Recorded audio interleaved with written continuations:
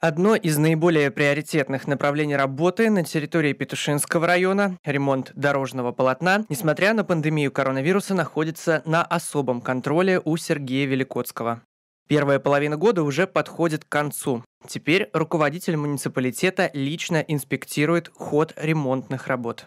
Первая проверка прошла в Петушках. В 2020 году на ремонт городских дорог планируется потратить 8 миллионов рублей. Глава администрации районного центра Илья Бабушкин рассказал о том, какие участки дорожного полотна уже отремонтированы, и об улицах, которые стоят в плане на текущий год. В прошлой неделе мы заасфальтировали 3000 квадратных метров в городе. Это так называемый методом накладки карт дорожных, асфальтовых. Этот метод намного лучше, чем ямочный ремонт. То есть заключается в том, что срезается полотно асфальтное и кладется новое. Были отремонтированы такие улицы, как Московская, Маяковская, проспект Строителей у нас в планах.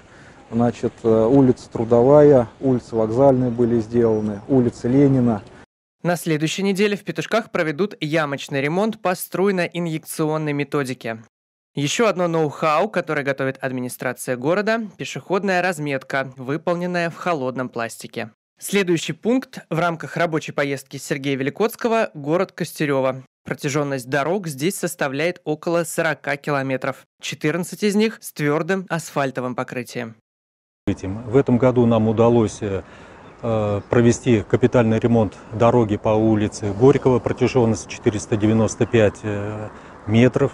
Я считаю, что мы, наверное, правильно сделали, поскольку эта улица должна стать и играть роль альтернативы от улицы 40 лет октября для проезда в многоквартирные дома, которые у нас компактно застроены на улице 40 лет октября.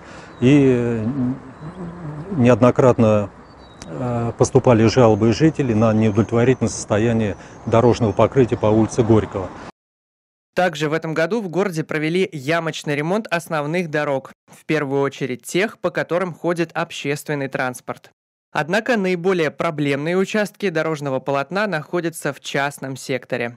Вместо асфальта там обычный грунт. Улица Ленинская, улица Первомайская.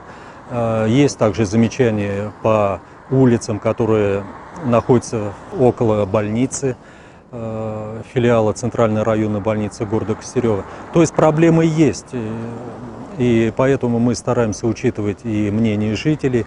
Что касается рабочих визитов Сергея Великоцкого, в ближайшее время глава администрации планирует объехать каждый населенный пункт, встретиться с местными жителями и руководством, лично проконтролировать, как идет работа на местах. Александр Милованов, Владислав Лещук, телевидение Петушинского района.